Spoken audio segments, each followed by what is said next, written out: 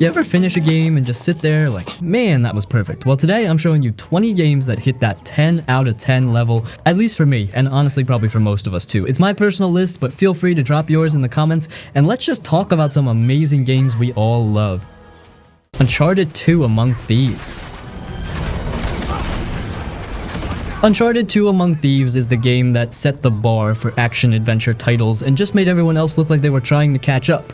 This is the game that proved Uncharted wasn't just a fluke, it's a masterclass in pacing, storytelling, and non-stop action that grabs you by the shirt and doesn't let go until you see the credits roll. First off, Nathan Drake? Yeah, he's your classic wisecracking adventurer, but he's so much more than that. You get to feel his exhaustion, his joy, his fear. He's not just the action hero who does everything perfectly. He messes up, he gets hurt, and you actually feel for him. That's what makes him stand out compared to every other action hero out there. The game does not waste your time. From the very first chapter, you're running, jumping, climbing, and shooting your way through jaw-dropping environments. It never lets you catch your breath. You're leaping across cliffs, fighting bad guys, solving puzzles. All of it flows so smoothly, you don't even realize how much time you spent playing until you look up and it's already been 5 hours. That's the magic of Uncharted 2. The set pieces in this game are insane. The train sequence, one of the most heart-pounding moments in gaming history. You're hanging on for dear life, dodging explosions, climbing your way through a freaking moving train, hanging off a cliff. It's the kind of action you don't see in many games, and it makes you feel like you're right there trying not to fall off. And the graphics, for a PS3 game, it was ahead of its time. Even now, it still holds up in a big way. The environments feel real, like you're actually exploring these ancient ruins and jungles instead of just looking at a screen. Plus, the music and sound design really sell the adventure vibe. You're not just playing a game, you're living through this wild ride.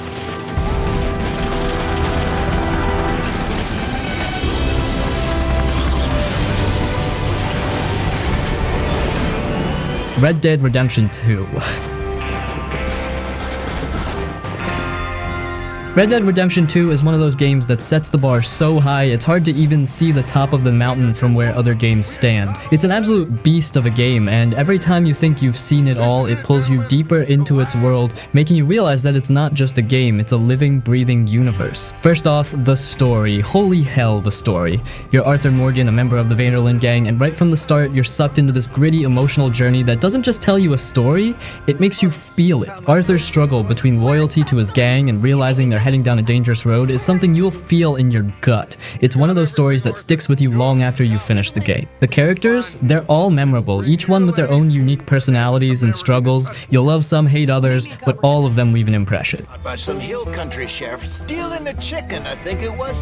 The world of Red Dead Redemption 2 is just insane. You're not just playing through a bunch of missions, you're living in this massive open world environment that feels real. Like if you stop and look around, you'll see everything from wildlife to weather changes to NPCs going about their daily lives. You can hunt, fish, rob trains, or just get lost in the beauty of the game's wilderness. The attention to detail is next level. You can literally feel the cold when you're out in the snow, or sweat as you ride through the heat of the desert. It's like Rockstar took everything they learned from Grand Theft Auto and turned it up to 11, with the added depth of the Old West. And the gameplay, it's all about the immersion. The shooting feels solid, the horseback riding is smooth, and the way you interact with the world is intuitive but not oversimplified. Every interaction feels weighty, like there are consequences to what you do. You want to play the hero? Go ahead, help out strangers, but be ready to carry the weight of your choices. You want to be a ruthless outlaw? You can go down that path too, but don't be surprised when it all starts catching up to you. Every action, every decision matters, and that's a rare thing in games today. Now you keep your mouth shut. Let's not forget about the side activities. Sure, you could stick to the main story, but you'll be doing yourself a huge disservice. There are so many things to do in the game, like hunting legendary animals, playing poker, treasure hunting, or even just sitting around the campfire and listening to stories. It's all part of the experience, and it gives the game an incredible sense of depth. And if the story and world weren't enough, the visuals? Damn. It's one of the best looking games ever made, whether it's the sun setting over the mountains or the snow drifting over a quiet town. Every scene feels like it could be a postcard. The sound design is just as impressive. The soundtrack is subtle but perfect, and the way the world sounds, animals, gunshots, footsteps in the mud, everything is so rich and real. What matters? Do as you're goddamn told. It is us or him. God of War 2018. God of War 2018 is like a total game changer, seriously. You know how Kratos used to be all about just smashing through gods and causing chaos? Well, in this game, he's got a whole new vibe. He's trying to be a better dad, trying to not destroy everything in his path, and that change is huge. Instead of just being this super angry guy, you get to see him as a dad trying to teach his son, Atreus, how to survive. And Atreus, he's no slouch either. This isn't some kid who just tags along for the ride. He's actually super useful, and watching him grow up and learn from Kratos is one of the coolest things in the game. The story itself is pretty simple at first. Kratos and Atreus are on this big adventure to scatter Kratos' wife's ashes. But, like every story in games, it doesn't stay simple for long. They end up facing gods, monsters, and all kinds of crazy stuff. What's great about this game is that it's not about saving the world or some big crazy fight. It's about family, trying to do right by the people you love, and finding out who you really are. It feels real, you know? Now, let's talk about the gameplay. It's so smooth, like butter on toast. The combat is super fun, and you've got this awesome axe called the Leviathan Axe. You can throw it and call it back like Thor, and it never gets old. You'll be smashing through enemies left and right, and it feels so good when you land that perfect hit. The boss fights? Dude, they're epic. These fights are huge with awesome music and crazy battles where you're on the edge of your seat the whole time. One of the coolest things in the game is the relationship between Kratos and Atreus. At the start, Kratos is all tough and grumpy, but as you play, you start to see this softer side to him. He's trying to teach Atreus the right way, even though he's not always sure of what that is. Atreus, on the other hand, is trying to figure out who he is and how to be a good son. Their relationship feels super real, and it's one of the best parts of the game. It's not just about fighting, there's real emotion here. The world of God of War is another big reason this game is so awesome. The 9 realms are all totally different, and they each feel like their own world. There's this huge snow-covered area called Niflheim, and then there's this fiery place called Muspelheim. Every place looks amazing, and you'll find yourself just looking around and taking everything in. Plus, there are a ton of secrets to find, so it's not just about getting to the next. So you're always exploring and discovering something new.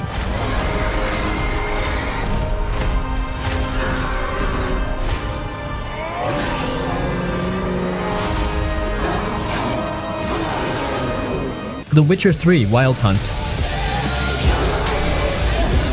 The Witcher 3 Wild Hunt didn't just raise the bar, it grabbed that thing, snapped it in half, and told every other RPG to catch up or get lost. This game is just on another freaking level. It's the kind of thing you start playing thinking, yeah, I'll just check it out, and suddenly you're 80 hours deep, you care way too much about some cursed tree spirit, and you're trying to figure out which dialogue option won't ruin someone's life. It's that good. Geralt of Rivia. This dude's a walking legend. He's grumpy, chill, sarcastic, and still manages to be a total badass, and the world around him feels alive. Like you ride into some random village and here we go, there's a whole story there. People with real problems, side quests that hit harder than most AAA main stories. None of that filler garbage. And don't even get me started on the DLCs. Hearts of Stone and Blood and Wine could have been full-price games on their own. That's how much love CD Projekt Red put into them. They didn't just phone it in, they went full beast mode. The combat's not some crazy flashy hack and slash, but it's got depth. You're using potions, oils, traps, actually thinking about how to handle different monsters. It's not just mindless button mashing. It makes you feel like you earned every win. If you've somehow skipped The Witcher 3 all this time, man, you're missing out. This is one of those once-in-a-generation titles that still makes other games look like they're in beta. Now don't fuck this up.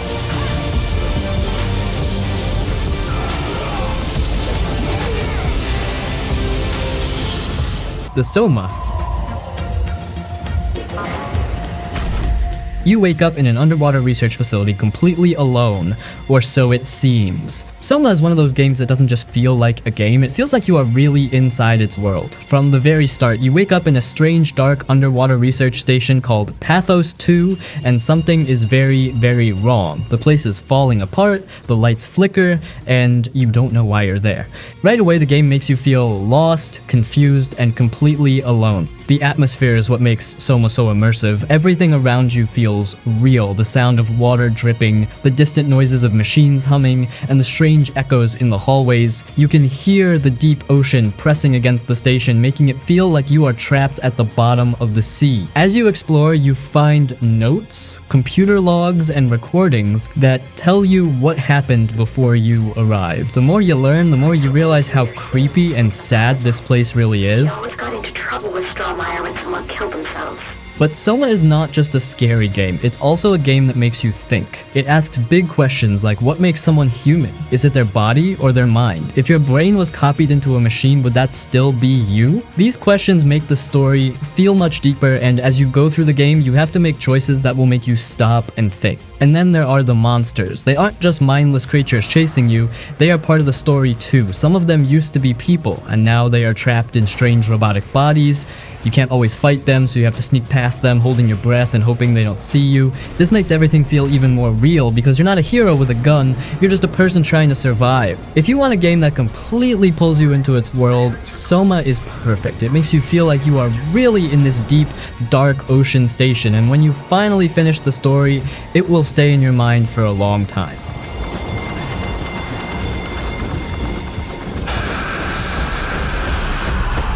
Outer Wilds. Outer Wilds is one of those rare games that makes you feel like a true explorer. From the moment you wake up by the campfire staring up at a sky full of endless possibilities, you're not just playing a game, you're stepping into a universe filled with mystery, wonder, and discovery.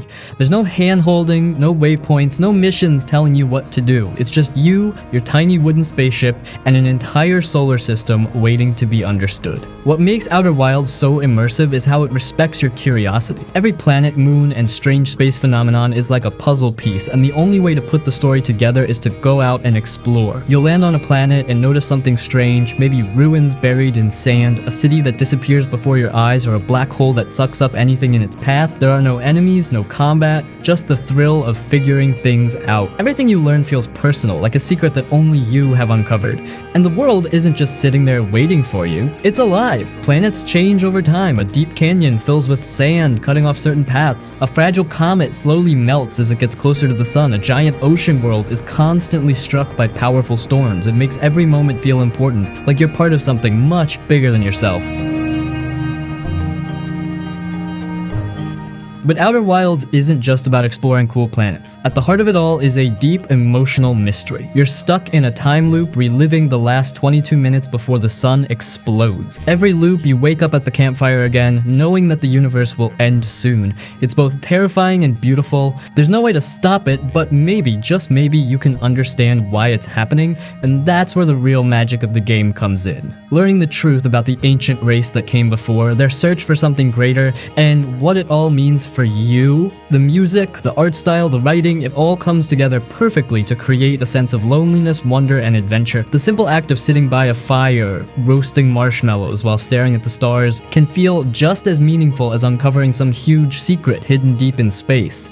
The game doesn't just tell you a story, it makes you feel like you are truly living it. By the time you reach the end of Outer Wilds, you won't just remember it as a game, you'll remember it as a journey, an experience that sticks with you long after the credits roll. It's the kind of game that makes you think about life, time, and the beauty of discovery. If you ever wanted to feel like a real astronaut exploring the unknown, this is the closest you'll ever get.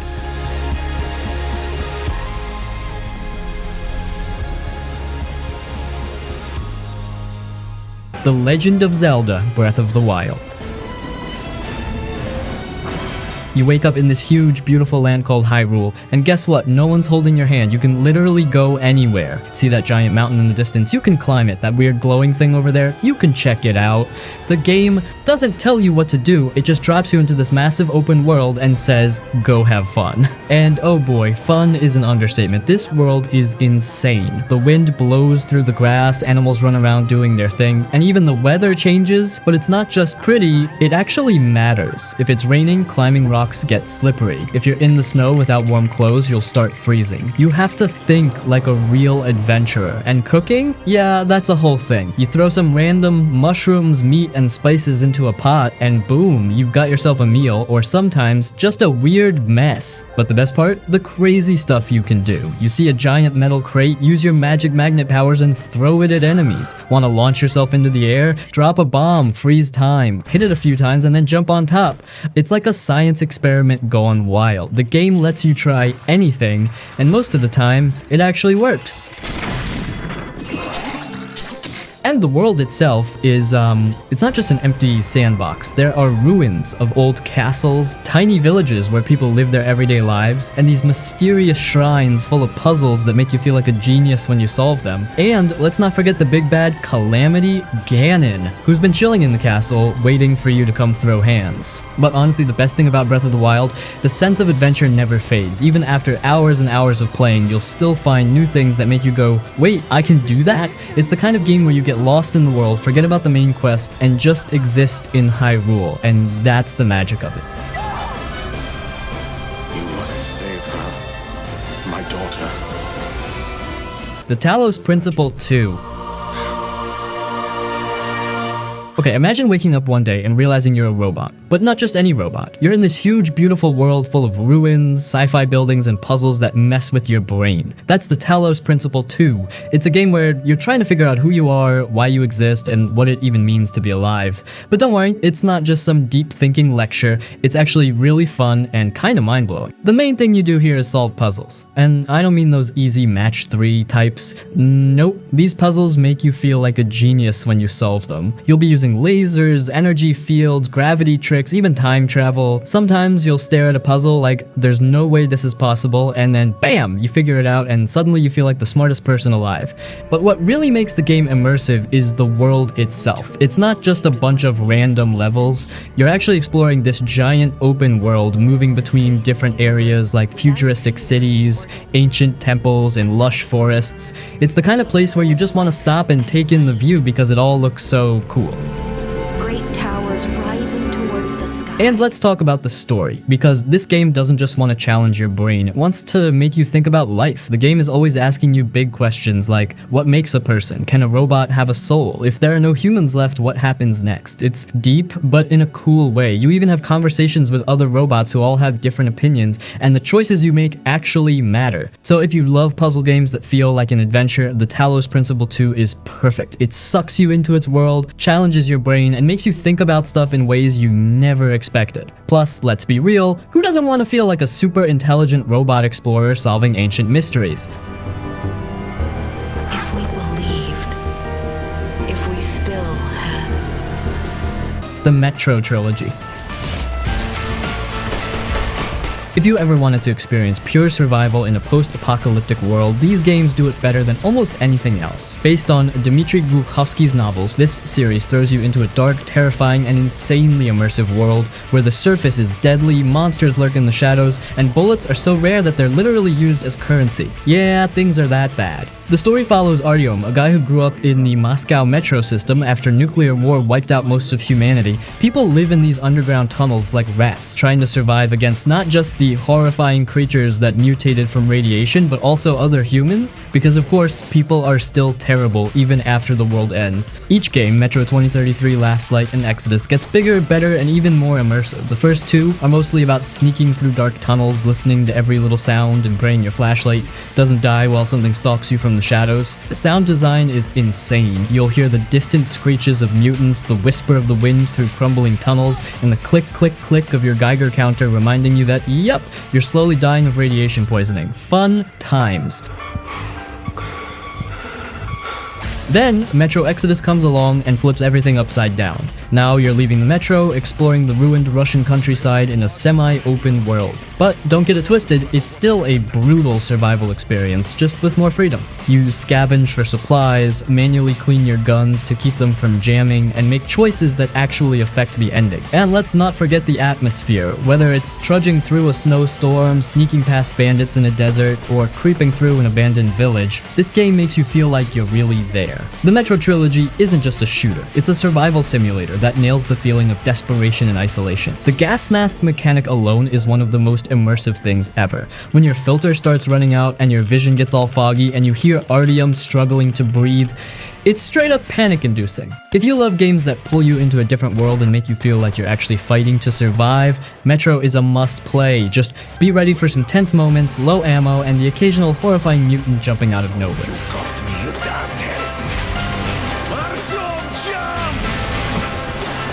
Deus Ex Human Revolution. One of the coolest and most immersive cyberpunk games ever made. If you've ever wanted to step into a world where corporations run everything, people are upgrading their bodies with crazy tech, and conspiracies are lurking around every corner, then this is the game for you.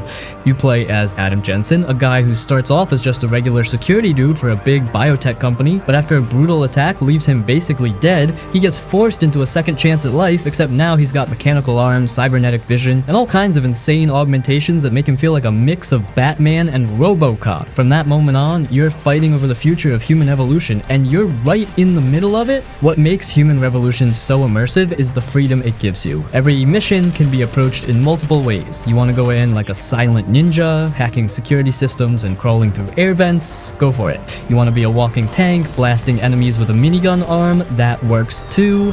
Or maybe you'd rather just talk your way through everything like some futuristic detective? Yep, that's an option too. Take this and get out of here. And let's not forget the world building. This game nails the cyberpunk vibe. The streets are filled with neon lights, shady back alley deals, and people debating whether cybernetic implants are a miracle or a curse. The music, straight up banger. It makes you feel like you're in a high-tech noir thriller. But what really sells the immersion is the little thing. The way NPCs react to your choices, the emails you can read on office computers, the TV news segments talking about the consequences of your actions. It all makes the world feel alive and real. And of course, there's Adam Jensen himself, who despite all the chaos somehow manages to sound too cool for everything with his deep, gruff voice. I never asked for this. Yeah, we know Adam, but we're glad we got it anyway. If you're looking for a deep, thought-provoking RPG with insane levels of player choice and a world that sucks you in, Deus Ex: Human Revolution is a must-play.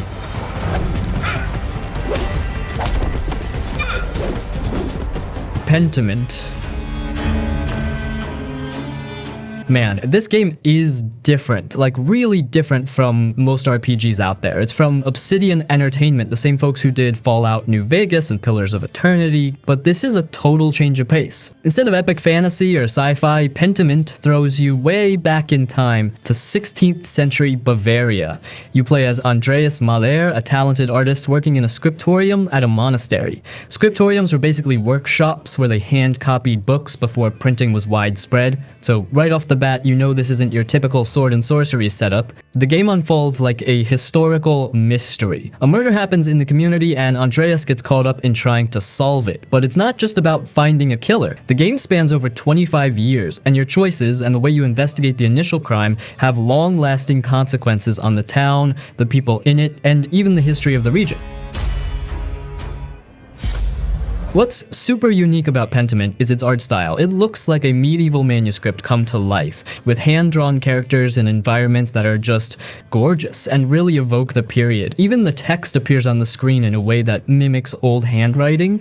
It's visually stunning and unlike anything else out there. The gameplay is very narrative focused. You'll be spending a lot of time talking to people, investigating clues, and making dialogue choices that influence the story and your relationships with the other characters. There's no real combat or traditional RPG leveling system. Your progression comes from the knowledge you gain and the impact your decisions have on the community. Pentiment is all about immersing you in this historical setting and letting you unravel its mysteries. You'll learn about the daily lives of people in the 16th century, the religious and political tensions of the time, and the slow march of history. It's a game that really makes you think and consider the consequences of your actions over a long period.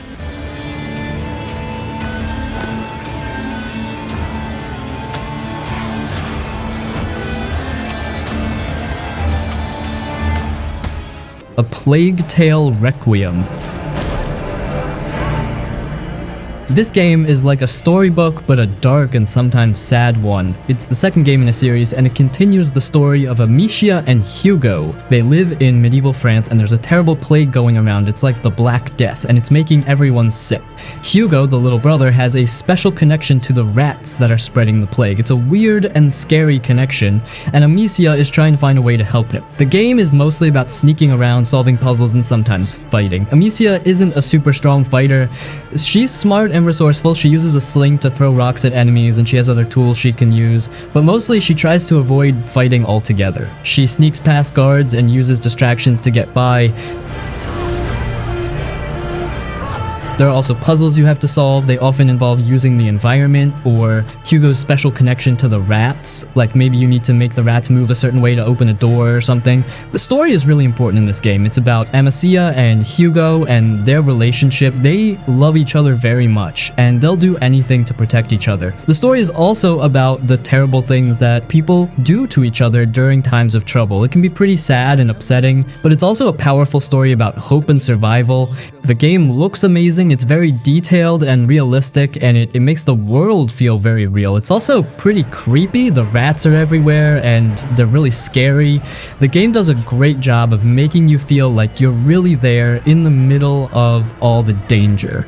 So, A Plague Tale: Requiem is a game about a girl and her brother trying to survive a plague. It's a game about sneaking, puzzles, and a powerful story. It's dark and sometimes sad, but it's also a beautiful and moving game. If you like games with a good story, and you don't mind a little bit of scariness, you might like this one.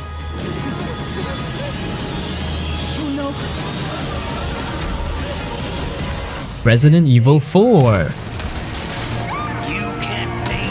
Okay, so in Resident Evil 4, you're Leon, a special agent. He has to rescue the president's daughter, Ashley, who's been kidnapped and taken to a weird village in Spain. Turns out the people there are all messed up, they're like zombies, but they're also kind of different and scarier. The game is about exploring the village and fighting these infected people. It's a mix of scary parts and action parts. You'll be going through creepy houses, farms, and even a big castle. You have to find clues and solve puzzles to figure out what's going on and how to get Ashley out. The fighting is tough. You don't have a lot of bullets, so you have to be smart about how you use them. You can find different weapons like pistols, shotguns, and rifles, and you can even make them better.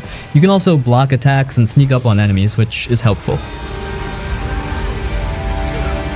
The story is pretty interesting. It's not just about rescuing Ashley, it's about a crazy cult and a strange parasite that's making people crazy. There are a lot of twists and turns, and you'll learn more about what's happening as you play. Ashley's also more helpful in this game. She's not just waiting around to be saved. So, Resident Evil 4 Remake is a game where you explore a scary village, fight creepy monsters, and try to rescue the president's daughter. It's a mix of scary and exciting, and it has a good story. If you like scary games or action games, you'll probably like this one.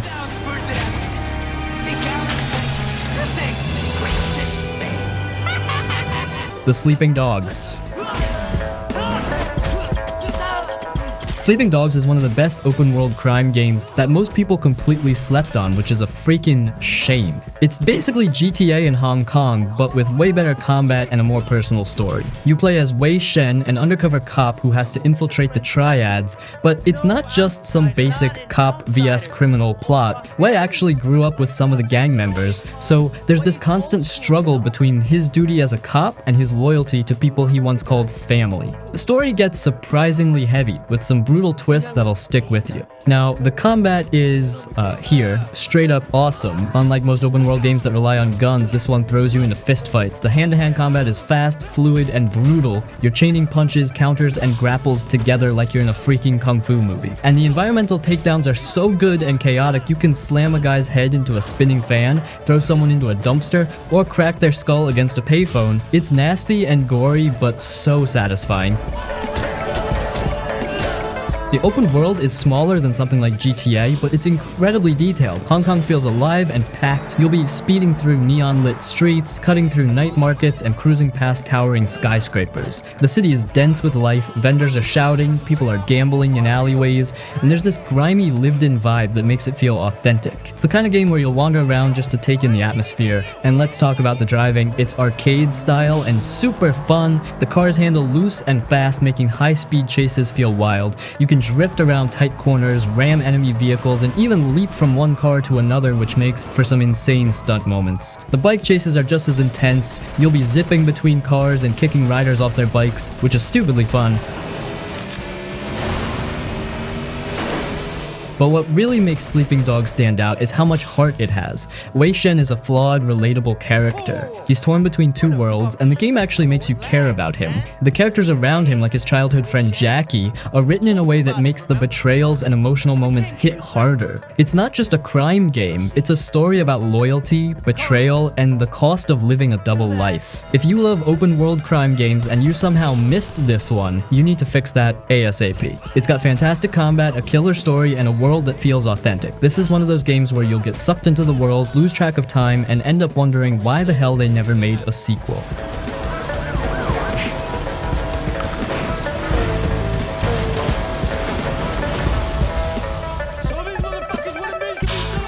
Baldur's Gate 3. Is expecting you.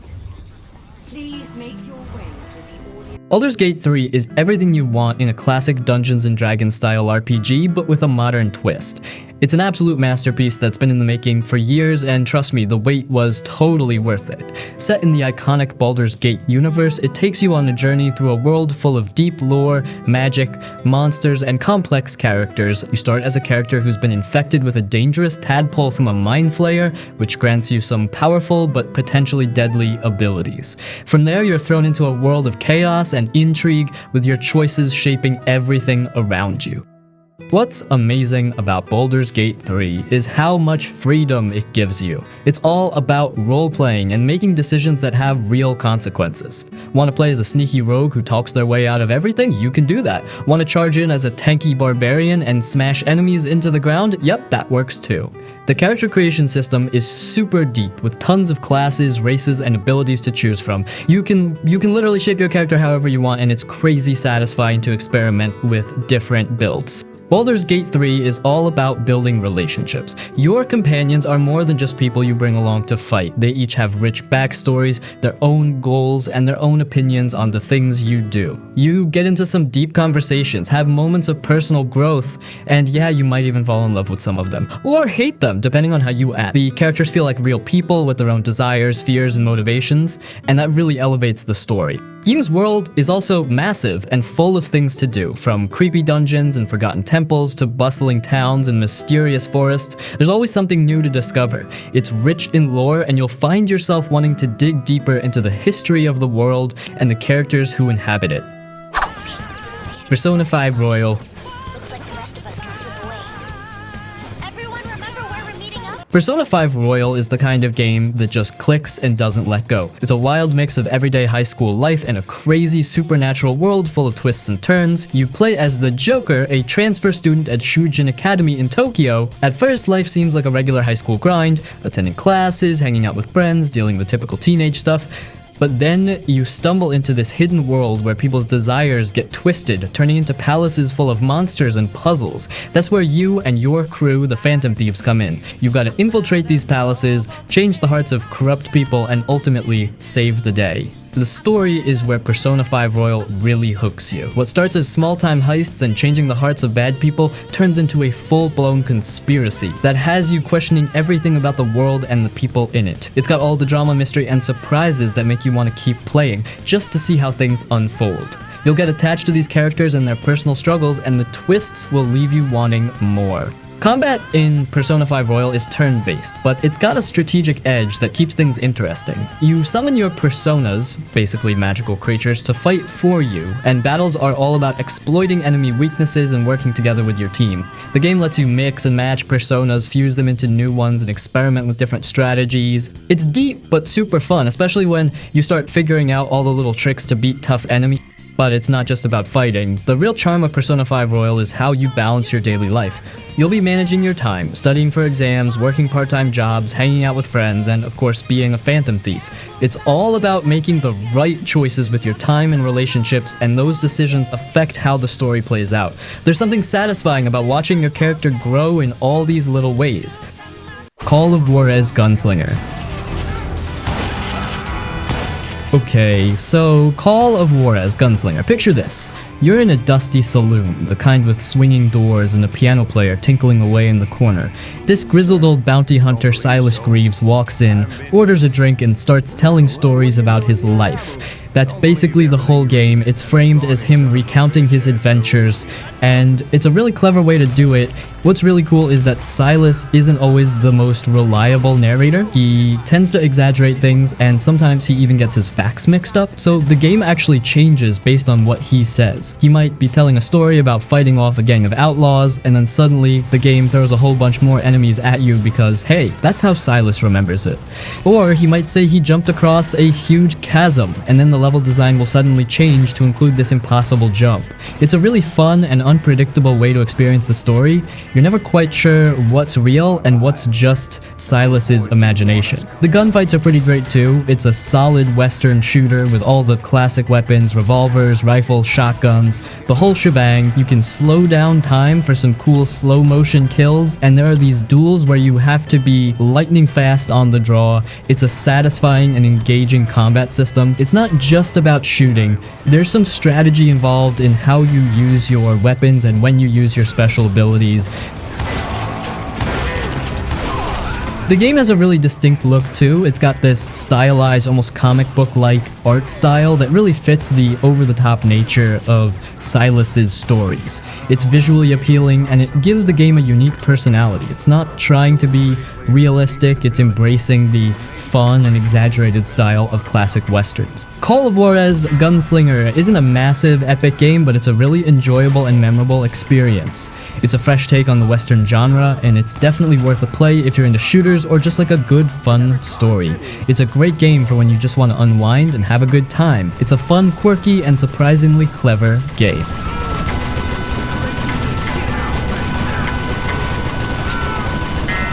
Ghost Trick Phantom Detective. Okay, so Ghost Trick Phantom Detective, it's a really clever puzzle game, but it's also a mystery. You play as a ghost, which is kind of cool, right? Your name is Sissel and you're dead, but you don't know how you died. So the whole game is about you trying to figure out who killed you. The way you play is pretty unique. Since you're a ghost, you can't just walk around. You have to possess things like lamps, bicycles, even a donut, and use them to mess with stuff. You might turn on a light to distract someone or move a chair to block their path. It's all about figuring out how to use the environment to solve these puzzles, and the puzzles are intertwined with the story. It's not just random puzzles, they're all connected to the mystery. You're trying to figure out what happened, and solving the puzzles is how you get clues. It's like a big, interactive detective story. The story itself is really interesting. It's not straightforward at all. It jumps around in time and you see things from different people's perspectives. It's like a jigsaw puzzle and you have to put all the pieces together to understand what's going on. There are a lot of twists and turns and it keeps you guessing. The characters are pretty quirky too. They're all memorable and they all have their own secrets. The dialogue is funny and witty and it really brings the characters to life. It's a fun cast. Honestly, Ghost Trick is just a really well-made game. It's clever, it's charming, and it's full of surprises. It's a unique experience that's hard to find anywhere else. If you like puzzle games or mysteries, you should definitely check it out. It's a game that makes you think, and it's a game that will stick with you after you're done. It's just a really enjoyable game.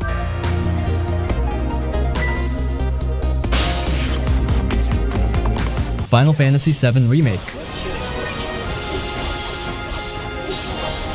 Final Fantasy VII Remake might honestly be one of my all-time favorite RPGs. It just hits all the right spots. The graphics are so beautiful and the characters are even better. Tifa, Aerith, Jessie, Cloud. They're not just cool to look at, they actually feel real and memorable in a way most games don't pull off. I mean, this is a remake of a legendary 1997 game, and somehow it makes everything feel fresh while still respecting the original. The old version was great for its time, sure, but this remake, it takes that magic and cranks it up to 100.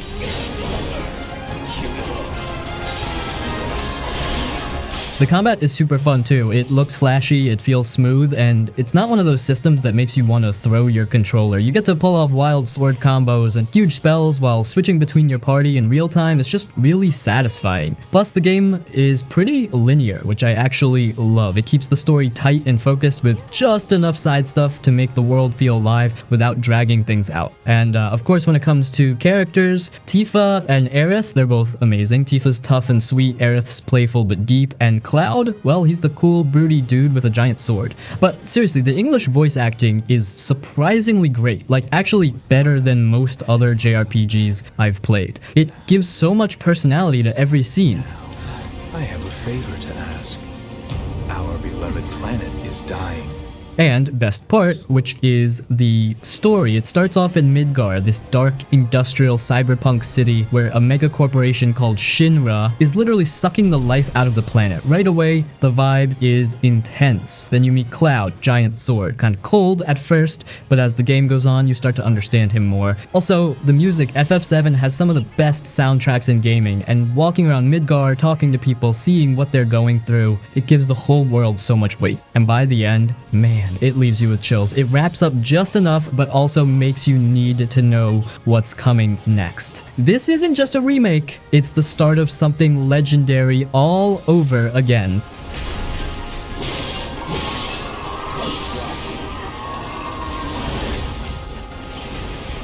Let the winds caress you.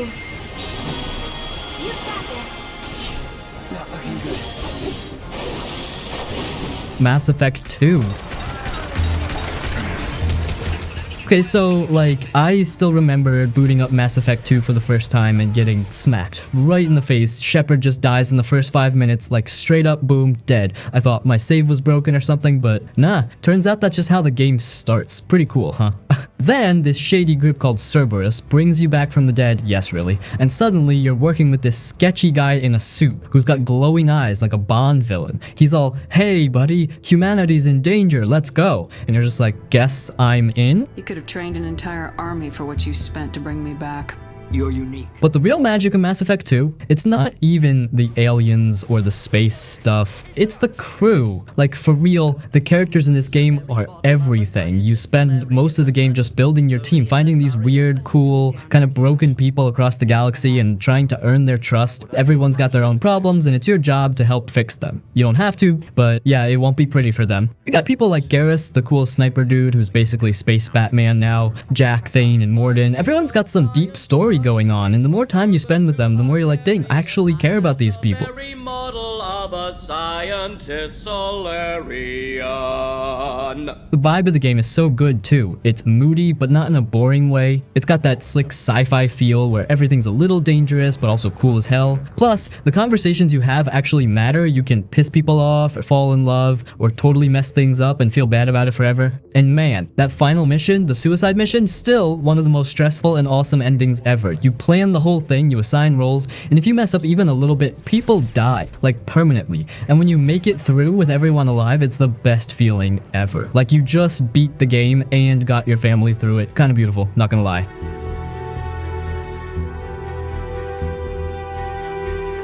So yeah, Mass Effect 2 is more than just a space RPG. It's like a sci-fi drama mixed with found family vibes, sprinkled with intense choices and great voice acting. It's the kind of story that just stays with you. You finish the game and go, damn, I miss my crew already.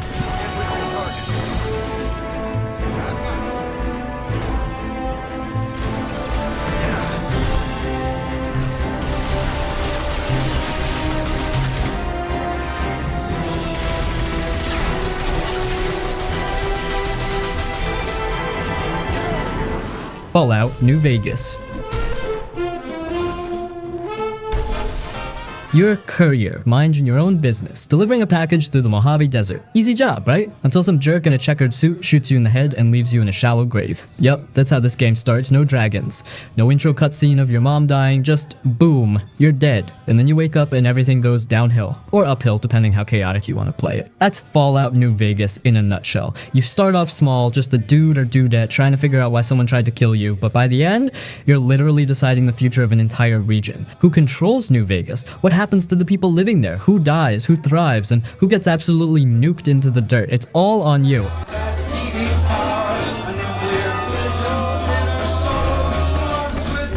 And yo, the writing? Top tier. Like, this isn't just some post-apocalyptic shooter with cool guns. This game is smart. You walk into every town or faction thinking you're gonna be the hero, and then suddenly you realize, wait, nobody is really the good guy here. The NCR wants to bring law and order, but kinda sucks at it. Caesar's Legion is basically Mad Max, but more evil.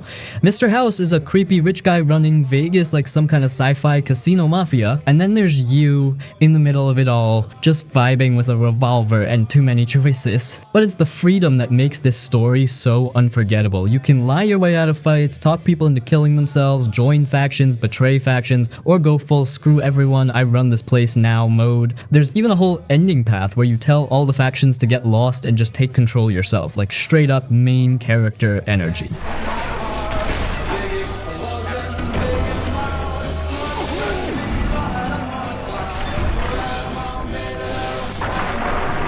The world itself tells stories too. You'll stumble across burned towns with skeletons still holding each other, computer logs that break your heart, notes left behind by people who thought help was coming. It's the kind of game where exploration is storytelling. Even a random shack in the middle of nowhere could hit you with a mini tragedy. And the coolest part? You don't even have to follow the main story. Want to become a slum warlord? Go for it. Want to just gamble in Vegas and ignore the apocalypse? Knock yourself out. This game gives you the tools, hands you a dusty world full of chaos and politics and weirdos, and just says, do your thing.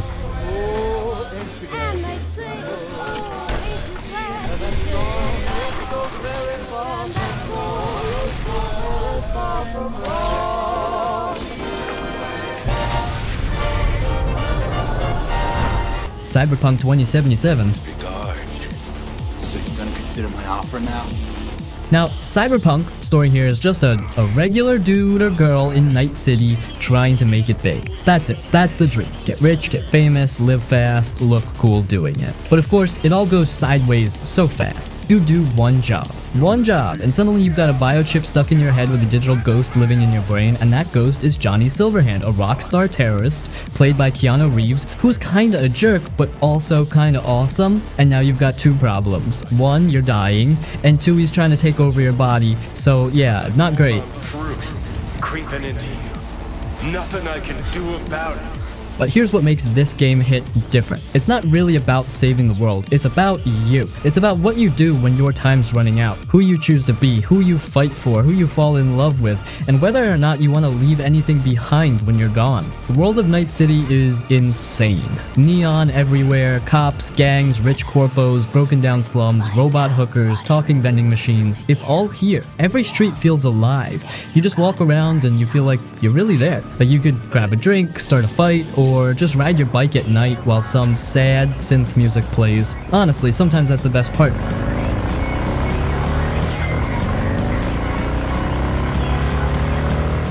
And the characters, straight up bangers. Panem is this badass nomad girl who's ride or die once you earn her trust. Judy is super sweet, but also dealing with a lot of pain. River is a chill detective type. Carrie is Johnny's old bandmate and full of drama. And speaking of Johnny, he grows on you. At first he's all burn it all down, but over time you see this broken, angry dude who just didn't want to be forgotten. Kinda heartbreaking, honestly. The writing is deep. Like there are moments where you're just sitting on a rooftop talking about life and a cat, if you know what I mean, and it hits. You start out thinking, yeah, I'm gonna be rich and famous, and by the end you're like, man, I just want someone to remember me. The game gives you different endings too, some hopeful, some rough, some just bittersweet as hell, and every single one feels earned, based on your choices, how you treated people, and how close you got to them. Think this is it, kiddo? Yes. So, Promise me one thing, will you? I promise. No idea what, but I promise. Spider-Man 2018.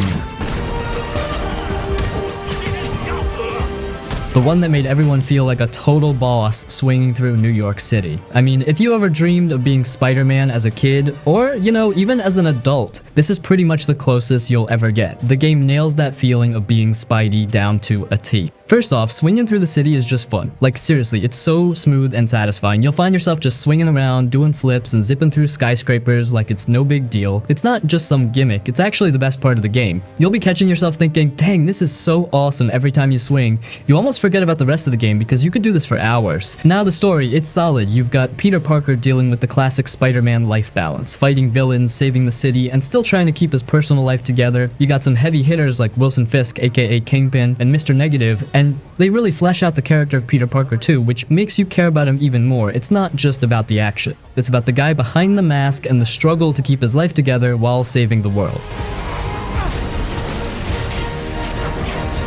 The combat is, oh man, it's smooth. You're dodging attacks, throwing punches, kicking enemies into walls, and webbing them up like a pro. You feel like you're in a fight scene from a Spider-Man movie, and it never gets old. You're not just a punching bag for bad guys, you're a badass, taking them down in style. The visuals are gorgeous too. New York feels alive. It's a massive playground full of little details, from the crowds on the streets to the gorgeous skyline at sunset. You'll catch yourself stopping mid-swing just to appreciate how freaking good everything looks. And then the upgrades. You get to customize your suits and abilities so you can mix things up and really feel like you're evolving as Spider-Man. Plus, the variety of suits is awesome. You got everything from the classic red and blue to some really unique designs from the comics. It's like Halloween, but every day. So yeah, Spider-Man 2018 is pretty much a dream come true for any Spidey fan. Great story, awesome gameplay, and the feeling of actually being Spider-Man in a living, breathing New York City. If you haven't played it yet, do yourself a favor, swing into this one. You won't regret it.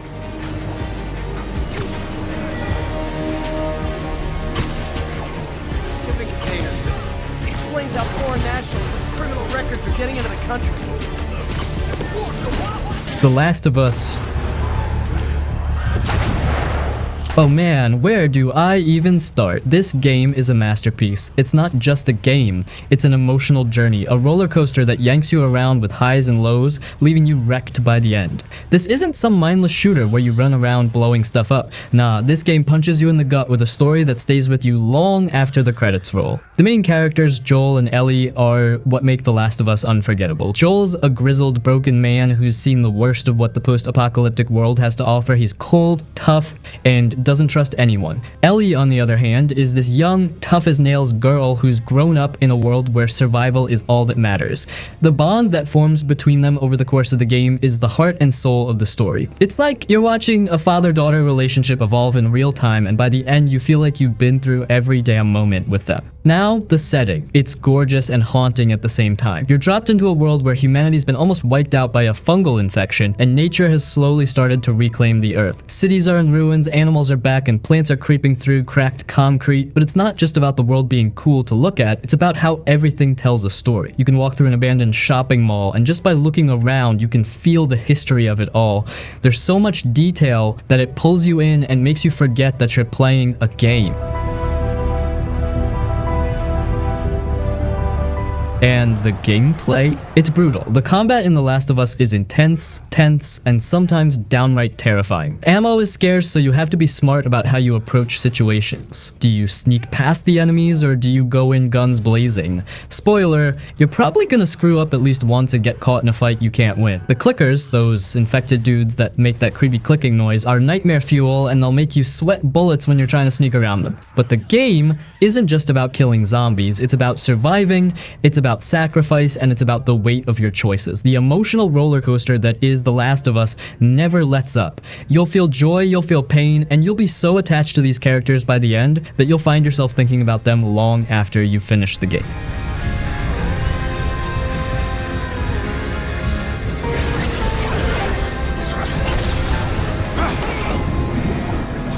Dying Light.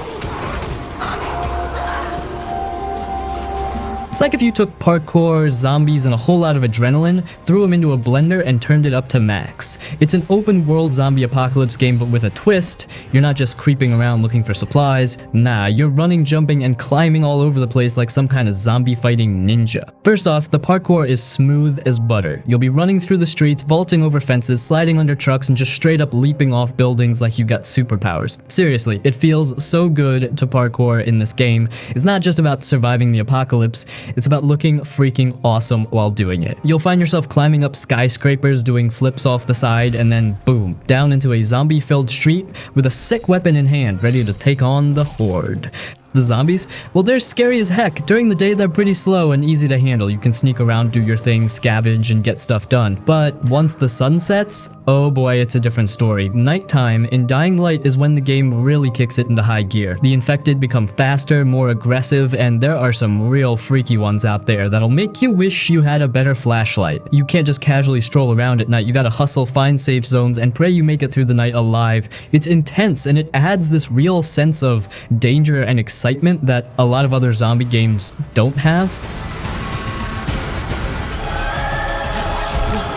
The combat is also top-notch. You've got a variety of weapons at your disposal, everything from bats and knives to shotguns and katanas. You can upgrade and modify them to make them even more badass, like adding electric mods or fire effects to turn your weapons into freaking tools of mass destruction. Plus, you can swing those weapons like you're trying to take down the whole freaking zombie army, and the combat feels smooth and satisfying. When you take down a group of zombies, it's like you're in your own action movie, except instead of a cool one-liner, you're just covered in blood and grinning like a maniac. There's also this sense of freedom in Dying Light. The world is huge and there's always something to do. You're constantly unlocking new areas, finding new people, and encountering side quests that add layers to the story. It's one of those games where you just want to keep exploring because you never know what you're gonna find. Maybe it's a cool weapon stash, maybe it's a horde of zombies, or maybe it's just a random group of survivors who need help. Either way, the world feels alive, even if the majority of it is crawling with the undead.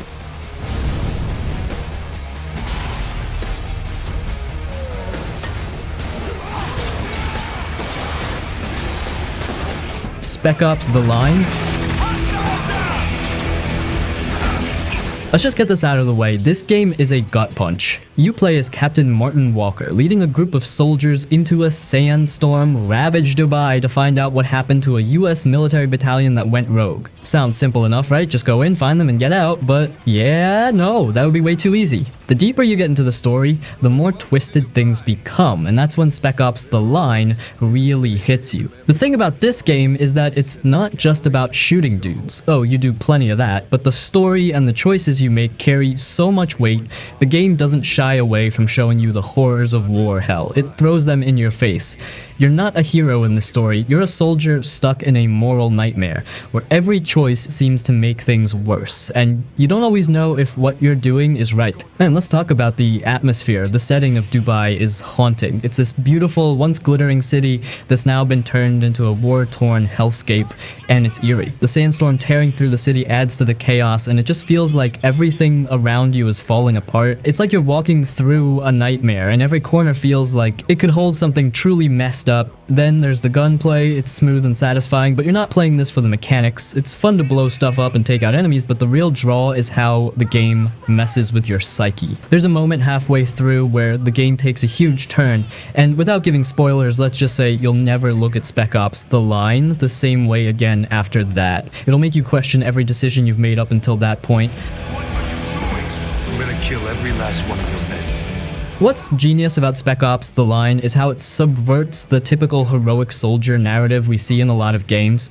It shows you the dark side of war and the consequences of blind obedience. It forces you to grapple with your actions and the impact they have, not just on the people around you, but on your own soul. There's this slow burn throughout the game, and by the time you reach the end, it's like your brain is trying to catch up with everything that's just gone down. The real kicker is that the game doesn't give you easy answers. There's no good guy versus bad guy thing here. You're not playing as the White Knight trying to save the day. You're a guy caught in a system that's broken, and the game doesn't let you forget it. It's brutal, it's uncomfortable, and it will stick with you long after the credits roll. So yeah, Spec Ops: The Line isn't just a shooter, it's a story-driven experience that forces you to confront the ugly side of war. It's got action, but it's also got a narrative that'll leave you feeling heavy, like you just went through something real. If you want a game that's gonna mess with your head and make you think, this is the one. It's one of those rare titles that really shows you what video games can do when they decide to tell a serious, impactful story. You won't regret playing it, but you might not look at the world the same way after.